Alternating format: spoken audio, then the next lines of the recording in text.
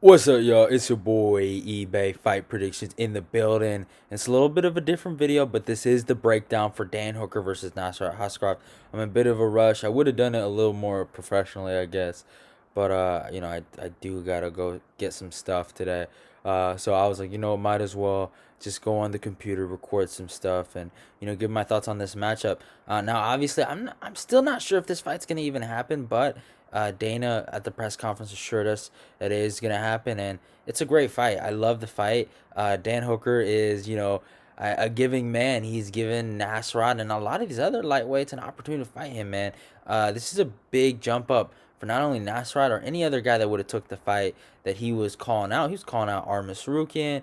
He was calling out everyone. He was like all these guys that think they're the dark horse or the, I guess, what's the word, the boogeyman or whatever they think there is. No one wants to challenge them, or everyone's scared of them, or something like that.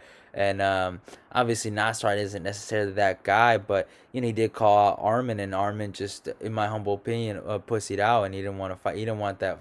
He didn't want that smoke. And it's just, to me, it's obvious.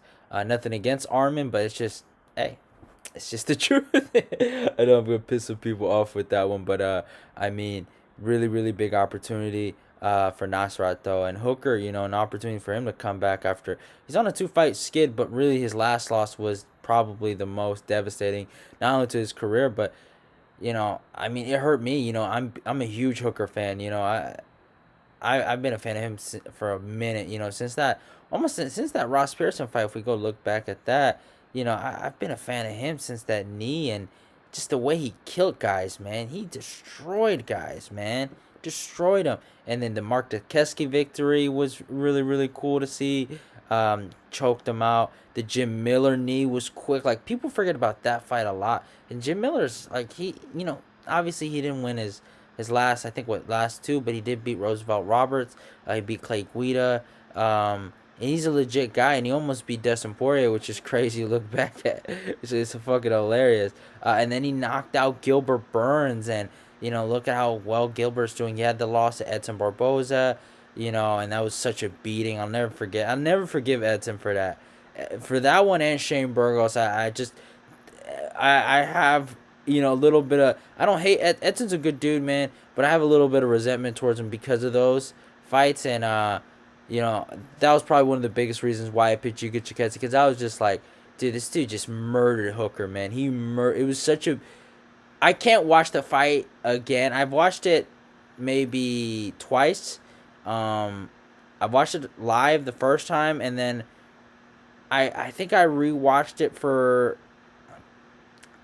it was I think it might have been a Edson versus Americani, because I think that was Edson's last official win. So I was kind of like, in terms of tape studies, I was looking back, and so hard to watch, man. It breaks my heart every time I watch. I'm like, God damn, Hooker, why why did you fight that man? But then he rebounded, knocked out James Vick, destroyed Ally Quinta in a decision, beat Felder in a close fight, then had the crazy fight with Dustin Poirier where they were just slinging it out, and then he had the Chandler loss, right? And this ties into Nasrat's game. And if we go look at Nasrat, before I even talk about the Chandler loss and how it kind of ties into Nasrat, man, Nasrat's actually a really decent fighter, man. He's not a bad fighter. In terms of the guys he's really, really beaten, the Mark Dukesky win, I mean, that was really, really big for him. Probably his best win. And his resume is nothing to be impressive about, but if you look at the way the kid fights, very boxing heavy, likes to throw his hands, has legit knockout power. Then he beat Tibula Goody via decision, knocked out Joaquim Silva via overhand in the second round. Joaquim Silva, really, really good striker, really technical guy, but he just lost his chin. We saw what happened to him against Rick Glenn. I picked Rick Glenn to win that fight, but if you go back to my live stream, I was telling everyone there's no way Rick Glenn knocks this guy out. There's no way. And then he knocks him out. So I don't know how cool that victory is. Then he fights Drew Dober. Drew Dober, fucking sat him down, man. Dober was a big dog on that card too. I remember that, and he shut all that Nasrat down. Oh, Kelvin Gastelum's twin brother. But Nasrat has rebounded since that Dober loss. The Alex Munoz victory was really good. He showed a sprawl and brawl, almost I call it sprawl and box mentality. Then the Rafa Garcia fight, beat him up. It was close, and it's not a good thing because Rafa just went out there and he got lit up by Gudismacher, and Rafa did good in that fight. I don't want to act like Gudismacher whooped on him. It was a close fight. He dropped Gudismacher, but and he took him down a whole bunch. But obviously, Chris Gudismacher or whatever you say his name took him to them trenches, took him to them deep waters, and broke that man in the stand up, in my humble opinion, and just outworked him. And I was shocked, and Nasrat couldn't do that to him. Nasrat won, but he couldn't do what Gudismacher was throwing, like 7 punch combinations with the quickness, and that's the thing. Nasrat couldn't do that, but Nasrat's game kind of reminds me a lot of Chandler's game. He likes to go to the body, and I wouldn't say it reminds me a lot of Chandler. He strikes a lot different. I shouldn't say that, but he boxes heavy. He likes to go to the body, and he loves to throw that straight downright the pipe. He doesn't really have a lot of crazy hooks, but he loves to chain his combinations and attack, and he loves to use his hands, and he slips and rips. He throws punches and bunches. I could say I could go on and on and on, but the kid likes to do that kind of stuff, and it's very similar to how Chandler fought Hooker with that kind of mentality. I'm gonna go to the body, then go to the head, and Nasser obviously can do that. He can't really do, and that's probably the biggest threat. And Hooker's taking a lot of damage, so we don't know what kind of chin Hooker has going into this matchup. But yeah, and that's one of the things I look. It's really going to be Hooker's experience against high level competition versus Nasrat. Almost his ability to replicate the other strategies that other high level opponents did to beat Hooker, and that's really how I look at this matchup. But yeah, man, and if we look at the stats, man, and I think Hooker's the number 8 lightweight in the world. Nasrat's not ranked. Has a record of 20-10. He's fighting at New Zealand, age 31, a height of 6 foot, and a reach 75.5. Nasrat 13-3. He's fighting out of Germany, age 26, a height of 5'10", and a reach of 72. So Hooker does have some advantages. He obviously has the reach, so he should be good there. But yeah, it's an interesting matchup. And also, we also have to talk about the elephant in the room, and that's why I haven't been really disrespectful to Nasrat, because y'all know me, I get super passionate, when I talk about my favorite fighters, and I like Nasrat, so I don't even think I would have roasted him that bad, but I get passionate though. I throw a lot of shots at the opposing side if you're fighting one of my boys, but Hooker's right up there. He's one of my favorites, man. He really is. But Nasrat, I'm not gonna disrespect him because I have a lot of respect for him. Even before the situation with his mother, but recently we found out his mother passed away, and then there was this cool little interaction with him and Hooker, and he said something really nice to him. But I got a lot of respect for Nasrat, losing his mom, and going out there and still continuing to fight.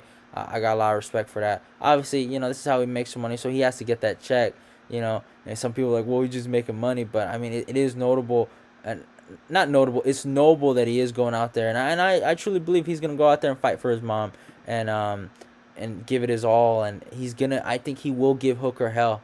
I really do believe it. I don't think this kid's just gonna, sometimes, obviously you don't perform to your best when you deal with tragedies like that. Couldn't speak for a second, but sometimes it can bring a beast out of you, and I think it will bring a beast out of him, and I think Nasrat will come for Hooker, and I think he will try to kill Hooker and knock him out, and I think the best out of Nasrat will come out and fight Hooker, but even the best Nasrat, I don't think is still good enough, respectfully, to beat Hooker, and even with the extra motivation from Nasrat's mom passed on, I don't think it's gonna be good enough to beat Hooker, and I gotta take Hooker by decision.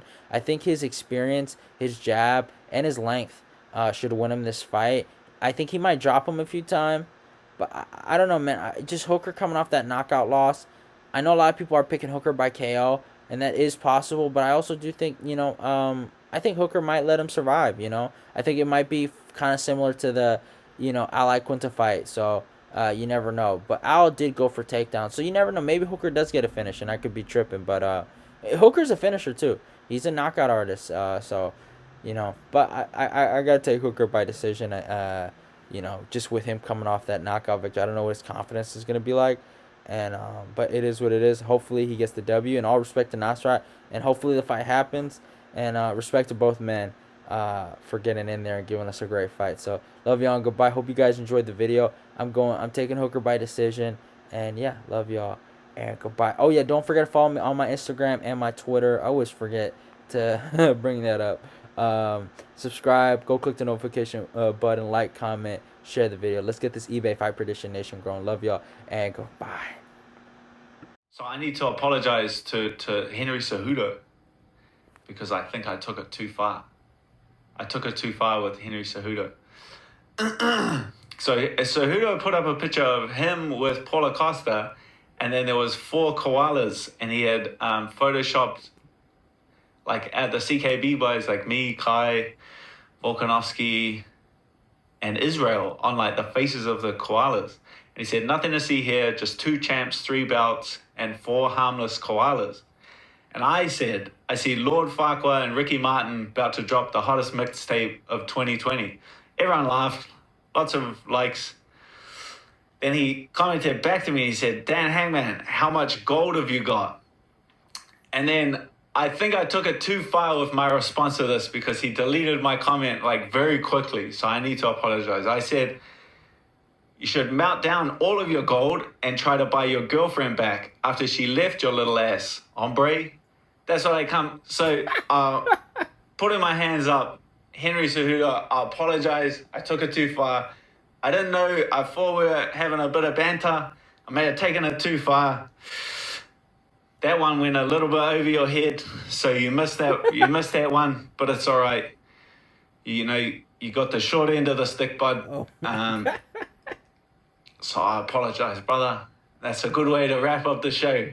Thanks you. I'm sorry, Henry. I apologize. Wait till I see you in person. I'll apologize. I'll apologize face to face. How about that?